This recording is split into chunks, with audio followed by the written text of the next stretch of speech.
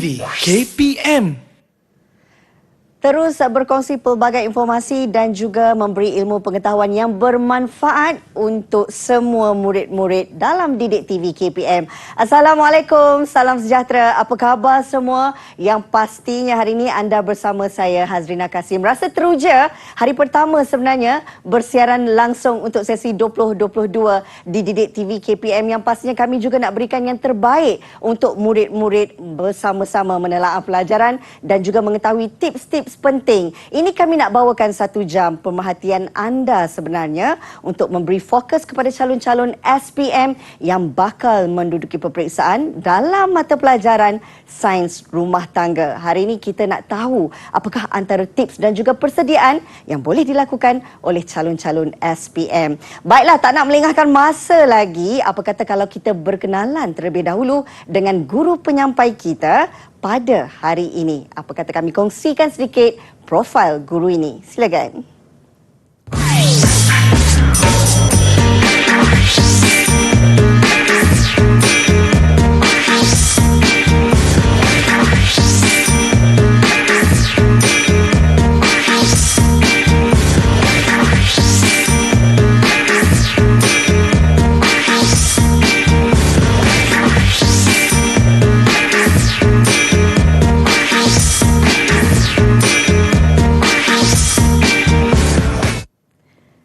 Itu dia serba sedikit profil guru penyampai kita pada hari ini. Pastinya calon-calon SPM yang mengambil mata pelajaran Sains Rumah Tangga dah bersedia untuk sama-sama kita mengetahui apakah antara tips persediaan untuk anda lakukan untuk menjawab kertas ini. Baiklah, ini dia Cikgu Eliza Ilyas dari Sekolah Menengah Kebangsaan Perempuan Metodis Kuala Lumpur. Sihat Cikgu hari ini? Alhamdulillah, Rina.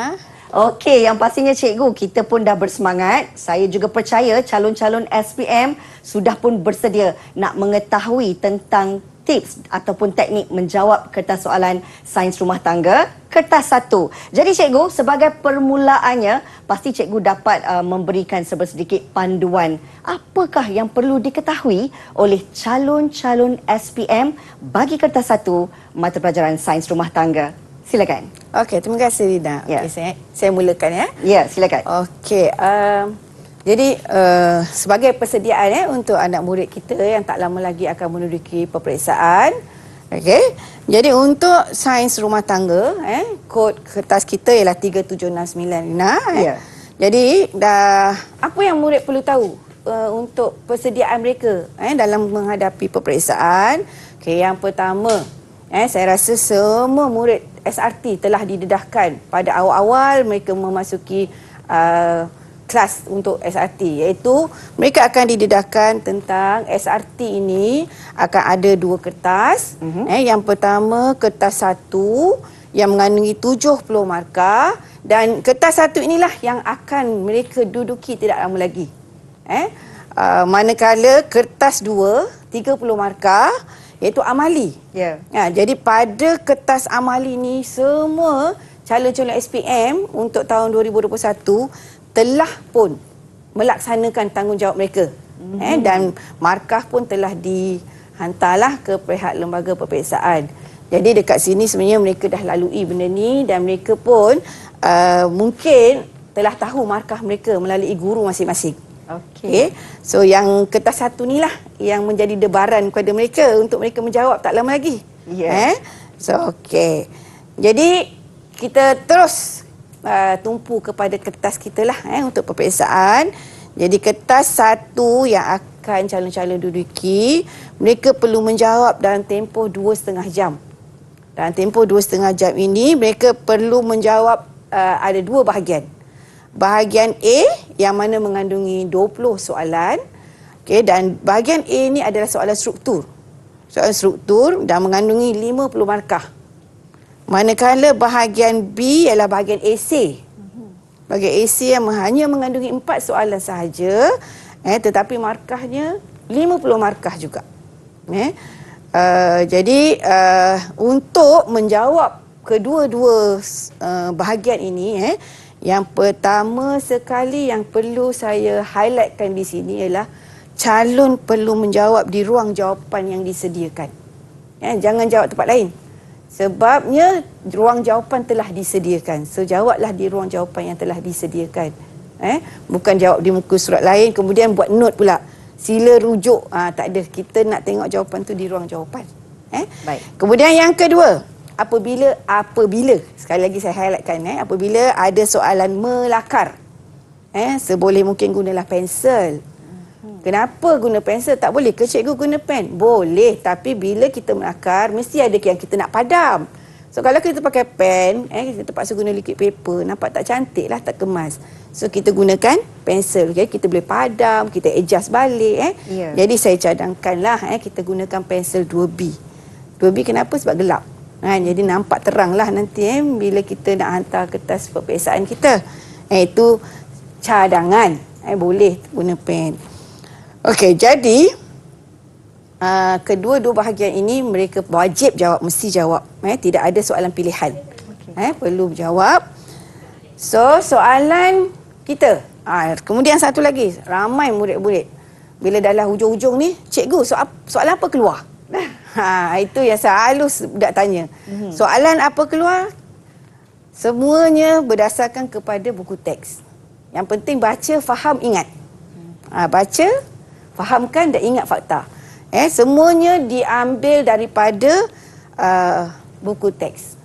Iaitu daripada standard pembelajaran. Jadi kalau kita baca buku teks, kita ikut standard pembelajaran yang ada dalam buku, insya-Allah kita boleh jawab. Sebabnya kalau kita lihat contoh yang saya garis-gariskan di sini, ada yang saya tidak garis lah, sebabnya benda tu ulang saja. Contoh, menyatakan maksud konflik. Jadi akan keluar bukanlah keluar tahun ni ke tahun bila, kita tak tahu sebab soalan tu banyak. Tapi maknanya kita dah tahu kat mana kita nak tumpukan bahagian-bahagian yang kita nak baca. Okey. Jadi standard pembelajaran ni boleh katakan setiap tajuk-tajuk utama akan dikeluarkan standard pembelajaran. So kita concentrate, kita baca berdasarkan kepada standard pembelajaran ini untuk kita tahu kita nak fokus yang mana. Sebab buku teks tu besar, banyak, tebal. So kita fokuskan kepada standard pembelajaran yang mana kita nak tumpukan. Okey. Jadi itu soalan yang saya boleh jawab. Soalan apa keluar? Baca buku teks. Itu je yang saya boleh jawab. Tapi berpandukan kepada standard pembelajaran. Okey. Alright. So seterusnya. Ini menyentuh tentang langkah menjawab. Pastinya murid-murid ataupun calon-calon SPM kita tak sabar nak tahu apa persediaan yang mereka perlu lakukan. Sekejap lagi kita nak kongsikan cikgu. Dan menurut cikgu tadi untuk sains rumah tangga kita ada dua bahagian iaitu kertas 1 dan kertas 2. Di mana kertas 2 sudah pun selesai amalinya. Hari ini kita nak memberi fokus kepada calon-calon SPM bagaimanakah tips persediaan anda untuk menjawab kertas 1 selepas ini di Didik TV KPM. Didik TV KPM.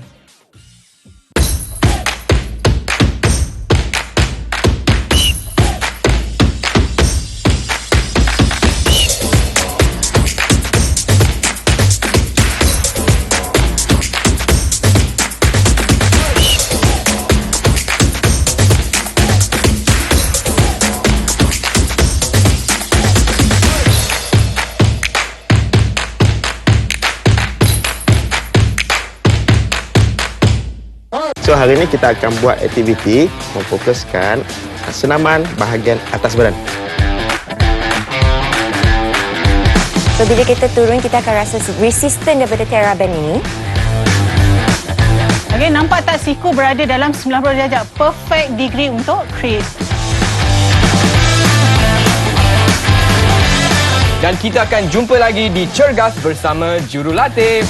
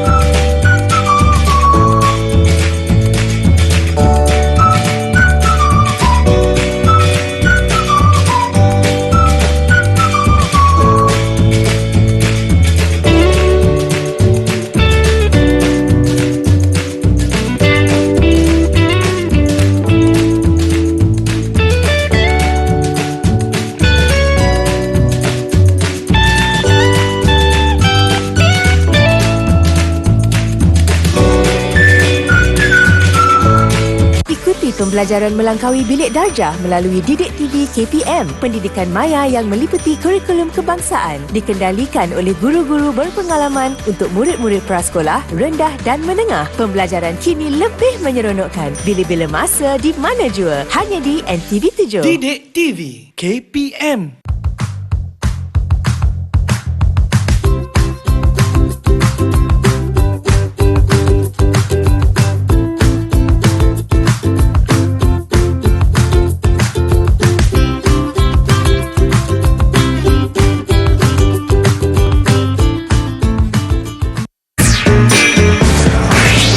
Didik TV KPM. Kembali lagi bersama kami dalam Didik TV KPM. Pastinya fokus diberikan dalam slot Sukses SPM 2021 Pecutan khusus untuk calon-calon SPM yang bakal menduduki mata pelajaran sains rumah tangga. Kembali bersama dengan Cikgu Eliza Ilyas dari Sekolah Menengah Kebangsaan Perempuan Metodis Kuala Lumpur untuk kita ketahui apakah persediaan yang perlu dilakukan oleh murid-murid ini dalam langkah untuk menjawab bahagian B iaitu bahagian AC. Cikgu, silakan. Okey, kita teruskan. Hari ni kenapa saya nak fokus kepada bahagian B? Sebab dekat sini saya tengok ramai murid-murid dia tak boleh jawab dengan tepat mengikut kehendak soalan. Jadi saya nakkan murid lebih jelas dan tahu bagaimana cara kita nak menjawab bahagian inilah. So, langkah yang pertama bahagian ini pun saranan cadangan kepada para murid SRT terutamanya. So, langkah untuk kita nak jawab bahagian B ni, langkah pertama, yang ini. Langkah ini yang ramai murid tak buat, iaitu baca arahan. Dia tengok, terus jawab. Jadi tak baca apa kehendak soalan sebenarnya. So, langkah pertama kita nak tengok arahan itu, apa kata tugasnya. Kata tugas tu apa? Menerangkan, kedal pasti, cadangkan. Yang itu, kata tugas tu yang penting sebab kita nak jawab mengikut kehendak soalan. Jadi lepas kita dah tengok apa kata tugas, yang ini murid sama ada kalau dia ada highlighter dia boleh highlightkan, atau kalau tak ada highlighter dia boleh garis dengan pen pun tak apa, asalkan dia tahu apa kata tugas tu. Yang kedua, tajuk. Dalam soalan tu biasanya akan di-highlightkan dengan tajuk dalam buku teks. Jadi murid akan tahu ini soalan faktor apa, ataupun ini soalan berkaitan dengan cadangan apa, sebab kita kena tahu apa tajuk dalam soalan itu. Dan yang seterusnya tengok markah. Kerana markah ini memainkan peranan untuk bilangan jawapan. 2 markah maknanya 2 jawapan. 4 markah, 4 jawapan. Jadi kita kena tengok juga pembahagian markah. Dan kalau kita lihat pada setiap soalan, tak kiralah kertas soalan subjek apa pun, mesti di tepi tu ada markah. Sebab nak memberi calon tahu bilangan jawapan yang diperuntukkan dan yang diperlukan dalam soalan. Lepas dah tengok yang itu, dah tengok soalan, dah baca soalan, dah tahu kata tugas, dah tahu tajuk, langkah kedua, kita tengok apa dalam soalan itu. Soalan itu soalan bermaklumat ke, soalan berjadual ke, soalan penyataan ke. Sebab dalam itulah sebenarnya ada maklumat untuk kita menulis jawapan. So, gunakan semua soalan yang ada sepenuhnya. Jadi itu kata tadi, kita balik pada langkah pertama. Baca. Baca, kalau perlu di-highlightkan, kalau perlu tuliskan, dibuat catatan, perlu sangat di langkah pertama. Kemudian langkah yang ketiga, kita nak draft jawapan. So bila kita nak draft jawapan ni, kita boleh minta kertas kosong dari pengawas peperiksaan untuk kita buat draft, untuk kita nak catatkan. Sebab kalau kita nak terus buat pada kertas soalan, takut comot ataupun nanti banyak nak kesilapan. So kita minta pada pengawas peperiksaan pada hari itu, kita draftkan jawapan kita. Bila kita rasa dah yakin dengan jawapan kita, dan kalau boleh gunakan ayat yang ringkas tapi boleh difahami. Dan menepati kehendak soalan lah, itu terutamanya. Dan bila kita sudah dah dapat jawapan kita dah yakin jawapan kita betul, barulah barulah kita tulis di ruang jawapan yang disediakan. Tuliskan di ruang jawapan yang disediakan dan pastikan jawapan tu menempatilah kehendak soalan kita. Jadi langkah ni kita ikut step by step untuk memastikan kita tidak terlepas pandang soalan. Okey. So bila kita dah tahu langkah-langkah ini, maka kita terus kepada cara kita nak menjawab. So dekat sini saya dah sediakan beberapa contoh soalan untuk murid-murid menjawab soalan ini dengan cara yang betul. Okey. Jadi dalam soalan SRT dia ada macam-macam bentuk. Macam-macam bentuk yang kita pun tak tahu soalan yang akan datang. Mungkin kita boleh tengok past question soalan yang lepas. Jadi antaranya adalah soalan yang berbentuk maklumat ataupun kita kata penyataan. Jadi dalam maklumat ini atau penyataan ini mengandungi maklumat. Okey, kita pergi ikut langkah tadi. Kita tengok langkah pertama, baca soalan. Okey, so maklumat berikut adalah tentang keluarga Encik Haziq. So kita kena baca, jangan skip. Encik Haziq seorang jurutera. Isterinya Puan Aina suri rumah tangga dan aktif berniaga secara atas talian. Mempunyai 2 orang anak yang masih bersekolah. Okey. Baca soalan. Berdasarkan maklumat itu, terangkan faktor-faktor yang mempengaruhi pengurusan sumber keluarga Encik Ahmad. Kata tugas. Terangkan. Jadi saya highlight kamera. Jadi kalau macam murid, gunalah highlighter ke pen ke gariskan. Maknanya itu kata tugas yang pertama, terangkan. Tajuk apa Faktor-faktor yang mempengaruhi pengurusan sumber keluarga. Itu kalau dalam SRT adalah tajuk tingkatan 4. Modul yang kedua. Jadi murid akan nampak kata tugas dan tajuk ini. Berapa markah? 9 markah. Dia dah bagi kat situ. So kita kena tahulah berapa bilangan jawapan yang diperlukan based on markah. Maknanya kalau terangkan dia kena tahu faktor, dia kena boleh menerangkan sambil menggunakan maklumat ini. Okay, yang kedua, nyatakan satu jenis sumber manusia dalam kategori sumber manusia. 1 markah sahaja. Nyatakan. Maknanya dia tak perlu hurai. Dia hanya perlu nyatakan sahaja. Untuk 1 markah. Alright. So, ini langkah yang pertama. Kita baca. Baca arahan. Kenal pasti kata tugas. Kenal pasti tajuk apa. Okay, langkah yang kedua, kita tengok maklumat ini. Oh, ini maklumat yang diperlukan untuk jawapan kita. Itu langkah yang kedua. Okey, langkah yang ketiga. Kita nak draft jawapan.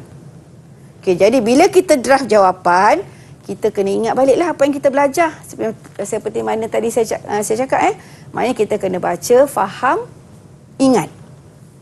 Jadi faktor pengurusan sumber yang kita dah belajar di dalam kelas, iaitu faktor saiz komposisi dan kitaran hidup. Yang kedua, faktor taraf pendidikan keluarga. Yang ketiga, lokasi tempat kediaman. Yang keempat, sikap dan amalan pengurusan. Dan yang kelima, taraf sosioekonomi keluarga. Jadi murid draftkan jawapan. Bila dia draft jawapan, dia dah start nak tulis lah berdasarkan kepada maklumat tadi. So, maklumat Encik Haziq seorang jurutera. Kita nak kaitkan apakah faktor yang diminta tentang Encik Haziq seorang jurutera. So, Encik Haziq seorang jurutera ialah berkait dengan taraf pendidikan keluarga. Dan isterinya Puan Aina seorang suri rumah tangga dan aktif berniaga. Penyataan ini berkait dengan faktor mana? So, iaitu taraf sosioekonomi keluarga. Dan maklumat yang ketiga, mempunyai 2 orang anak yang masih bersekolah. So, apa pula faktor yang kita boleh kaitkan? Iaitu saiz, komposisi dan kitaran hidup. Okey, bila murid dah dapat faktor, maka barulah dia menuliskan jawapan. So kita ambil pernyataan tadi dengan faktor yang kita dah tahu, kita menerangkan secara detail. So jawapan Encik Haziq seorang jurutera, dia mendapat gaji yang tinggi kerana mempunyai taraf pendidikan keluarga yang tinggi. Oleh itu dia boleh menguruskan keuangan keluarga dengan baik. Daripada pernyataan tadi, faktor yang diingat, dia terangkan. Okey. Itu tentang Encik Haziq tadi. And then tadi pasal keluarga isteri dia. Isteri Puan Aina, isterinya Puan Aina, aktif berniaga atas talian. Dia mempunyai sumber pendapatan tambahan yang boleh membantu Encik Haziq meningkatkan taraf ekonomi keluarga, faktor, dan dapat menguruskan keuangan keluarga dengan baik. Okey, pernyataan Puan Aina tadi kita kaitkan dengan faktor dan kita menerangkan secara terperinci berdasarkan kepada soalan. Begitu juga dengan maklumat yang ketiga, iaitu tentang Encik Haziq ada 2 orang anak yang masih bersekolah. So kita kaitkan faktor tadi. Kita kaitkan faktor tadi dengan pernyataan dan kita menerangkan secara detail tentang maklumat ini. Okey, di sini ayat bergantung kepada murid. Asalkan mereka boleh mengaitkan maklumat atau pernyataan yang diberikan dalam soalan dengan faktor yang telah mereka belajar di sekolah. Jadi ini ayat saya lah, ayat contoh yang saya berikan. Jadi nanti bila peperiksaan mungkin murid akan jawab pelbagai rentak jawapan. Yang penting dia tahu bagaimana untuk dia menerangkan secara detail soalan yang dikendaki. Okey? Jadi dekat sini kalau kita lihat ada juga yang bertanya, cikgu boleh jawab secara point form tak? Cikgu boleh buat dalam jadual tak? Macam-macam soalan. Jadi dalam SRT dia tidak ada mengatakan mesti, maksudnya apa-apa jawapan pun boleh diterima asalkan soalan jawapan yang diberikan menepati kehendak soalan. Yang penting kita berbalik pada tadi kata tugas, menerangkan. Yang penting dia tahu bahawa itu berkaitan, pernyataan itu berkaitan dengan tajuk yang dikehendaki dalam soalan. Okay? Jadi apa cara bentuk jawapan yang diberikan, diterima, kita terima. Maksudnya kita tak tahu itu tugas lembaga peperiksaan lah. Tapi pada saya, asalkan murid boleh menjawab dan menepati kehendak soalan, calon tak ada masalah lah kot dengan soalan-soalan yang sebegitu. Okey. Jadi saya rasa inilah cara kalau kata sekiranya soalan itu soalan yang bermaklumat. Okey. Jadi saya rasa kita akan beralih ke tajuk yang seterusnya nanti Itu dia tadi jelas penerangan Cikgu Eliza berkenaan dengan bahagian B, bahagian esei menyentuh tentang soalan bermaklumat. Kita nak berehat seketika, kembali lagi bersama kami di Didik TV KPM. Didik TV KPM. Didik TV KPM. Kembali lagi bersama kami dalam Sukses SPM 2021 pecutan khusus untuk calon-calon SPM yang bakal mengambil kertas peperiksaan dalam mata pelajaran Sains Rumah Tangga. Kita nak bersama dengan Cikgu Eliza ketika ini. Cikgu mungkin boleh terangkan kepada calon-calon SPM bagaimana sebenarnya persediaan mereka untuk bahagian B ini bagi soalan bergambar dan juga soalan penilaian. Silakan. Okey, kita sambung lagi Rina. Ya. Okay, tadi kita dah tengok tentang maklumat. Maksudnya dalam kotak tu ada ringkasan-ringkasan maklumat lah. Ya. Tapi kali ni soalan yang berbentuk gambar ataupun kita kata ilusi lah. Jadi kalau soalan ni pula dalam gambar ini ada maklumat yang memerlukan murid berfikir dan memerhatikan apa maklumat yang diperlukan. Okay, yang ni pun sama kita ambil balik langkah yang pertama, baca soalan. Raja menunjukkan ruang kediaman Encik Hassan. Okey. So kita tengok gambar dulu. Ruang kediaman Encik Hassan. Langkah yang pertama lagi, kita nak tengok apa kata tugas dan apa tajuk. Jadi berdasarkan rajah, terangkan, masih terangkan lagi. Maksudnya bila terang tu kita kena ingat faktor yang ada dan kita perlu membuat huraian kepada maklumat yang kita dapat nanti.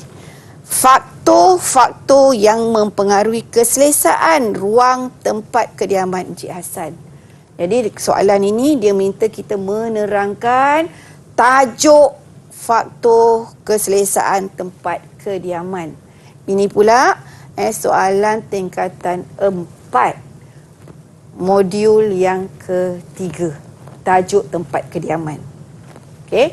Jadi dekat sini calon pula atau murid dia kena tengok apa faktor yang mempengaruhi keselesaan tempat kediaman. Kalau kita tengok macam tak ada apa kan. Tetapi apa yang telah dipelajari oleh mereka di dalam kelas, mereka kena kaji gambar ni. Okey. Jadi faktor yang mereka dah belajar iaitu faktor pencahayaan, pengudaraan, lantai dan penutup lantai, susun atur dan kelengkapan, skema warna dan faktor keselamatan. Mereka kena draft apa yang mereka ingat yang telah mereka pelajari dalam kelas. Kemudian barulah mereka perlu tengok balik mana faktor yang ada dekat sini. Mana faktor-faktor yang ada dekat sini. So, faktor yang ada dekat sini kipas. Kipas kita kaitkan dengan pengudaraan. Kalau ada aircon, airconlah pengudaraan. Kemudian faktor pencahayaan, lampu. Okey. Faktor penutup lantai. Penutup lantai, lantai dan penutup lantai. Lantai ni biasa lantai yang dekat rumah kita lah. Lantai marmar ke, terazu ke, simen ke. Penutup lantai sama ada kapet ataupun tikar. Itu kita panggil penutup lantai. Kemudian susun atau perabot. Yang ada di sinilah. Yang kita nampak. Yang kita dah belajar dekat dalam kelas ada 6 faktor. Tapi yang ada dalam gambar ni hanya ada 4 faktor saja. Jadi, mulalah kita mendraftkan soal jawapan kita. Dan kita nak kaitkan dengan rumah Encik Hassan tadi. So, pengudaraan. Pengudaraan yang baik seperti rumah Encik Hassan mempunyai pendingin udara ataupun kipas akan memberi keselesaan. Sebab kita nak selesa kan dalam rumah kita. Bila kita panas, kita boleh buka kipas, kita boleh buka aircon, dia akan beri keselesaan. So, ini huraian dia. Kemudian kita tengok tadi pencahayaan lampu dekat rumah. So, sumber cahaya seperti matahari atau cahaya lampu bertujuan supaya rumah Encik Hassan dapat dilihat dengan jelas atau mengelakkan kemalangan atau memberi suasana yang selesa. Jadi jawapan mana-mana. Okey, cuma dekat sini saya nak ingatkan untuk soalan AC jangan guna short form. Sebab bukan semua orang tahu maksud-maksud short form. Contoh macam ni lah. Atau kan. Jadi jawablah dengan perkataan yang biasa. Jangan guna short form atau simbol. Jadi kan, yang ini saya tunjukkan yang ini supaya kita cepat untuk saya nak menerangkan. Tapi sebagai murid, tolong jangan guna short form.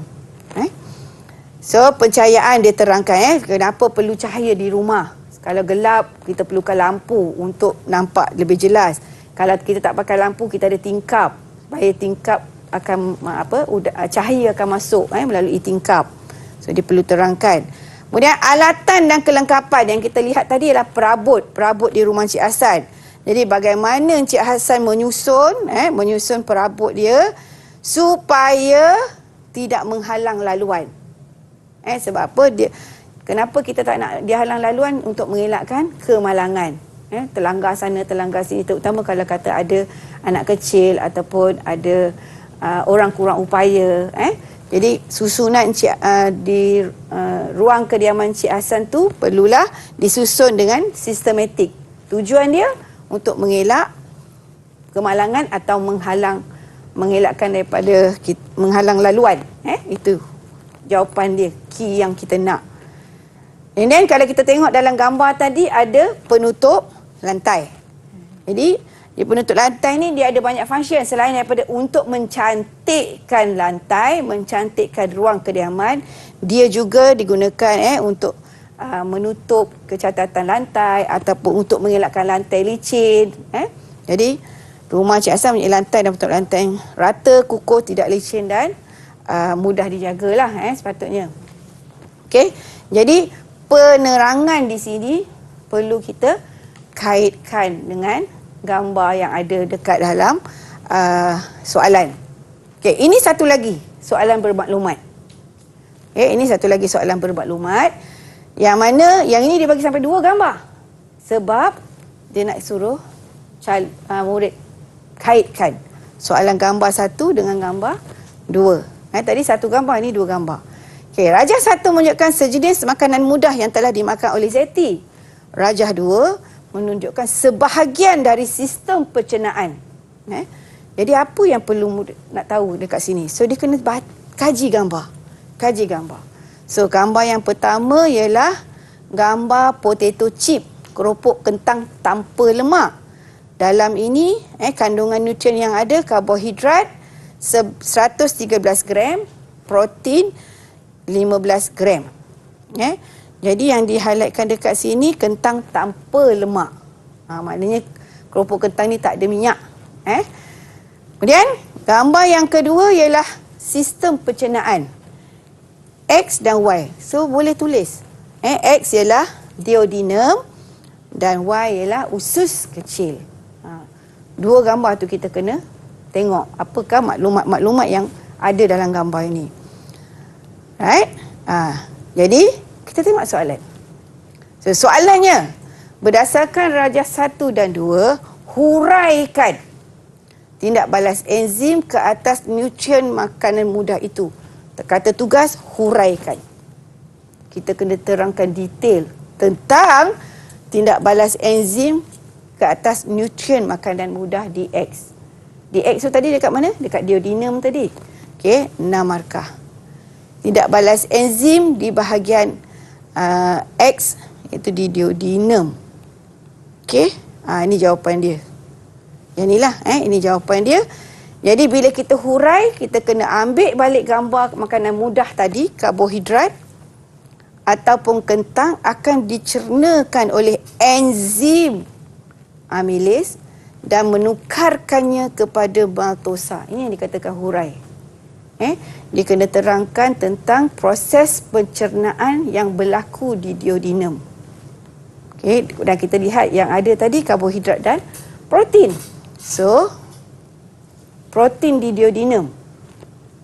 Dia akan melalui perut. Dekat perut dia akan melalui proses. Kita tak nak jawapan itu sebab perut. Kita nakkan jawapan di duodenum.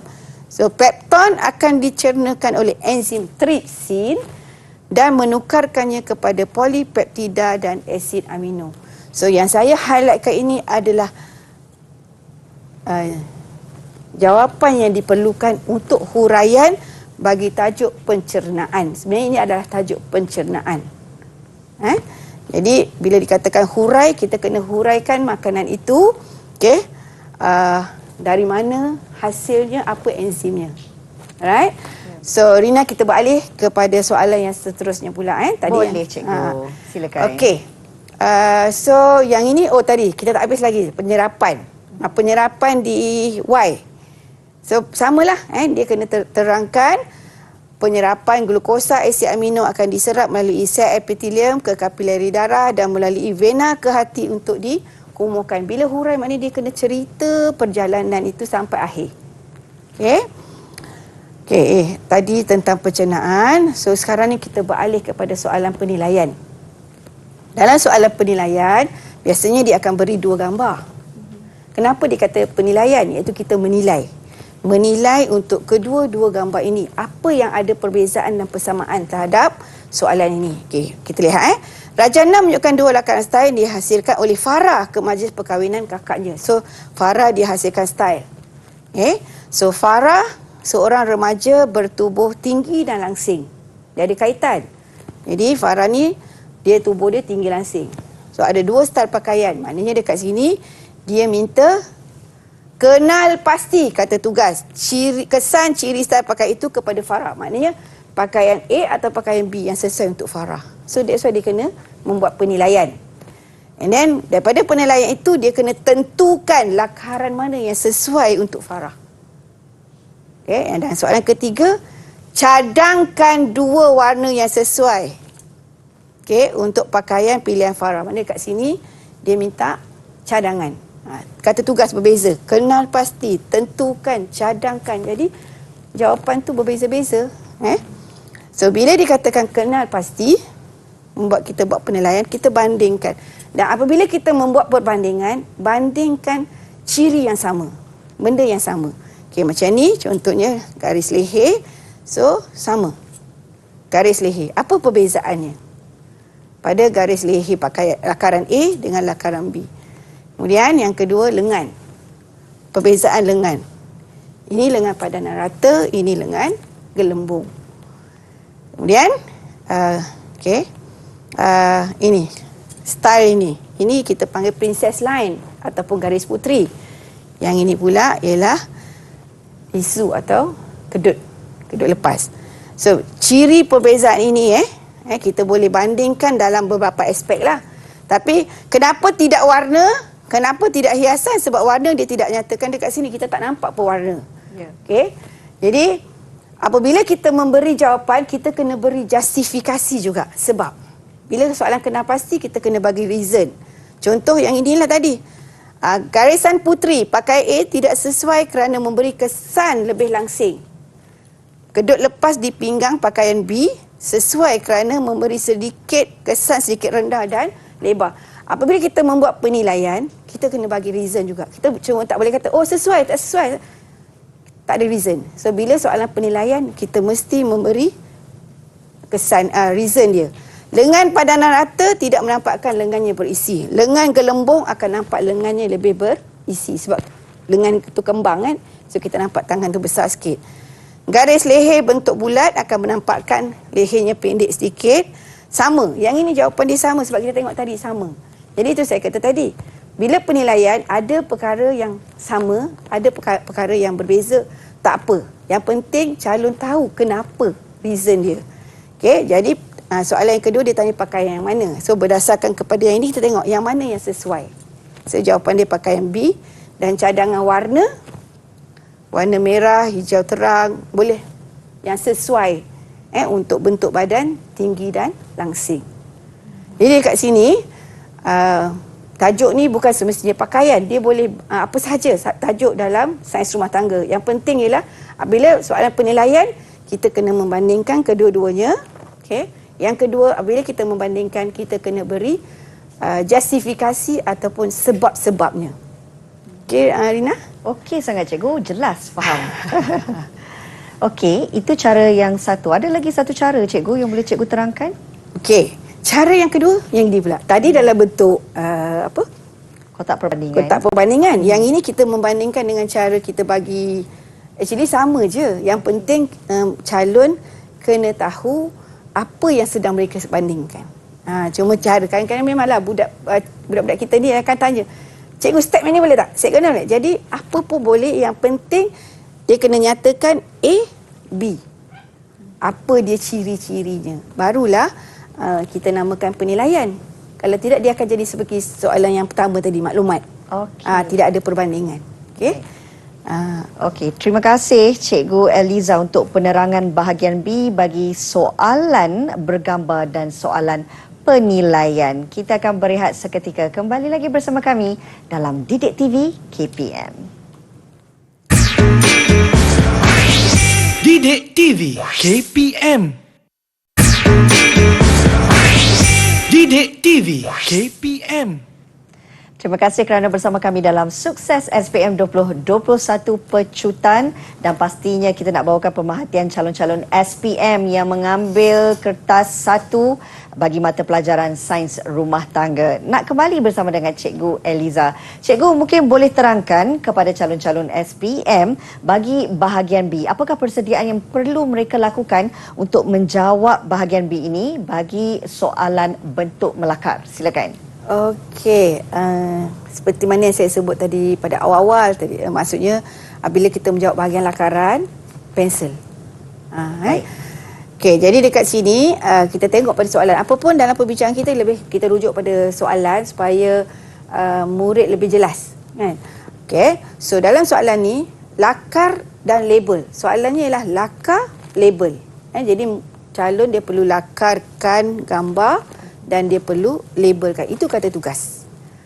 Style pakaian yang sesuai untuk syikin yang rendah dan gempal pada krokis yang disediakan. Ini krokis. Maksudnya bentuk badan yang standard tapi dengan penyataan rendah gempal, maka pelajar kena tahulah style-style yang sesuai untuk bentuk badan itu. Okey. Kemudian kita tengok 6 markah. Dalam lakaran style kita ada lebih kurang 7 elemen style. Tapi soalan minta 6. Okey, jadi kita buatlah style-style yang sesuai untuk rendah dan gempal. Okey, jadi yang ini saya saja paparkan di sini untuk kita ingat balik apa yang telah kita belajar di dalam kelas, mengikut prinsip-prinsip bentuk badan. Jadi kita ada tadi saya dah kata kita ada 7 elemen style pakaian kita. Kemudian ini adalah bentuk-bentuk badan. Jadi bila kita dah ingat yang ini, maka mudahlah untuk kita melakarkan. So ini krokis yang diberikan. Ya, kita buat lakaran ini. Okay. Gunakan pensel, kita lakarlah. Kita lakar dan kita labelkan. Labelkan apa? Garis leher, lengan, garisan dan cantuman, corak, warna, jenis teksturnya, hiasan tambahan yang diperlukan. Okey, tadi kita tengok 6 markah, tapi sekarang kita melabel lebih daripada 6. Tak apa. Kita bagi semua apa yang kita tahu. Dan supaya nampak baju ni nampak lebih perfect. Kita bagilah. Okey, kemudian ada juga tanya, cikgu, perlu ke warna?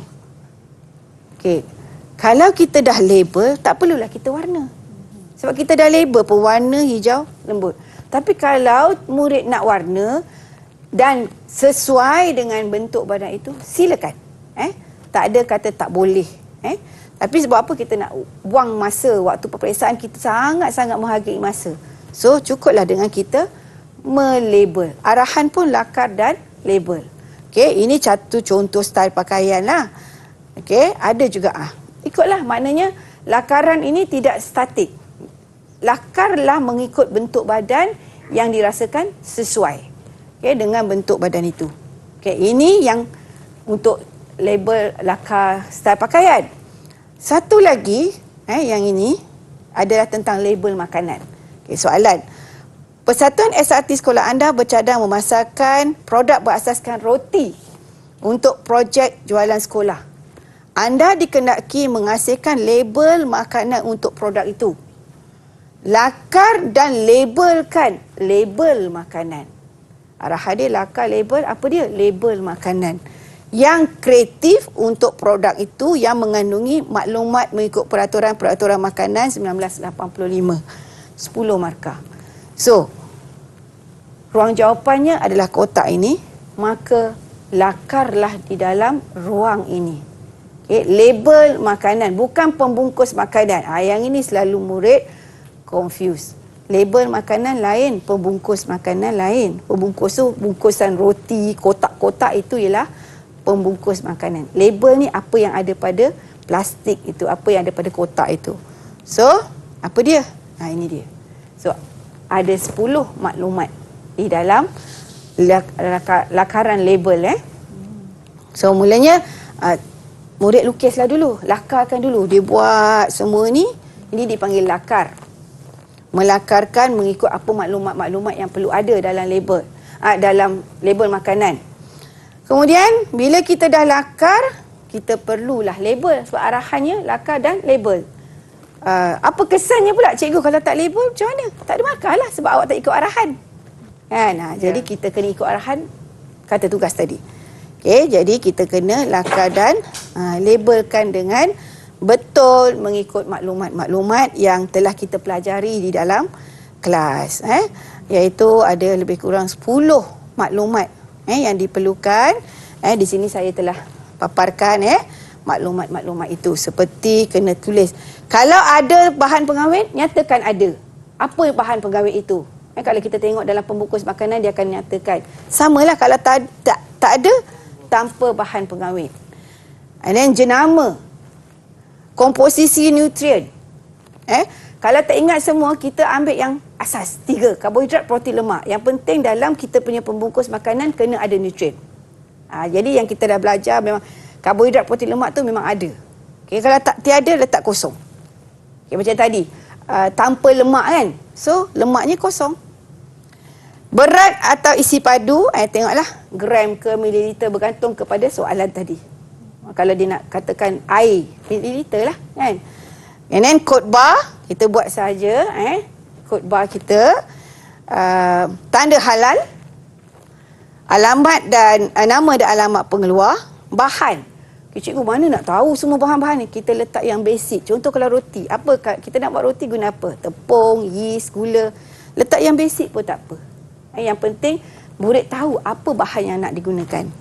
Lakaran kreatif ni terpulang. Ini saya punya kreatif. Mungkin ada murid lebih kreatif. Ikutlah yang tari luput bila. Cikgu mesti tahu ni ke? Tidak semestinya, asalkan murid tahu ada tari luput untuk makanan. Jadi inilah lakaran yang perlu sekiranya dalam soalan minta lakar dan label. Cikgu kena warna, sama juga. Tak payah buang masa warna. Nak warna boleh, nak bagi nampak cantik. Tapi saya rasa kita lebih banyak masa untuk kita cek balik jawapan-jawapan kita yang lain. So sebaiknya gunakan arahan yang diberikan untuk kita menjawab soalan ini. Okey, dan kalau kita lihat tadi, soalan ini adalah soalan tak ada maklumat, tak ada arahan, tak ada gambar, tetapi arahannya lakar label. So kita kena ikut arahan itu. Okey Rina. Okey cikgu, jelas dan faham berkenaan dengan kertas 1 untuk mata pelajaran sains rumah tangga ini. Sebelum kita nak berakhir, sedikit rumusan daripada cikgu Eliza untuk murid-murid. Silakan. Okey, sebagai rumusan dan persediaan terakhir untuk murid-murid SPM 2021, yang pertama sekali baca soalan. Yang kedua, faham soalan. Yang ketiga, jawab mengikut kehendak soalan. Dan yang keempat, sekarang ni masa untuk banyak buat latih tubi. Kita hanya ada lebih kurang, kalau untuk soalan SRT kita lebih kurang dalam 2 minggu sahaja lagi. So, rumusan saya ialah buatlah latih tubi banyak. Kalau nak baca dah rasanya mungkin sempat bagi mereka yang pandai mengatur masa, tetapi bagi yang tak sempat, perbanyakkan latih tubi. Itu pesanan saya lah untuk calon-calon SPM 2021. Terima kasih Cikgu Eliza Ilyas dari Sekolah Menengah Kebangsaan Perempuan Methodist Kuala Lumpur. Perkongsian yang sangat-sangat menarik hari ini khusus untuk calon-calon SPM 2021. Mudah-mudahan memberi manfaat kepada semua dan mudah-mudahan anda dapat menjawab dengan baik dan mendapat skor A. Itu saja yang kami akan bawakan. Kami dah bawakan kepada anda berkenaan dengan mata pelajaran sains rumah tangga dalam Sukses SPM 2021 Pecutan. Bersama saya Hazrina Kasim. Jumpa lagi. Assalamualaikum.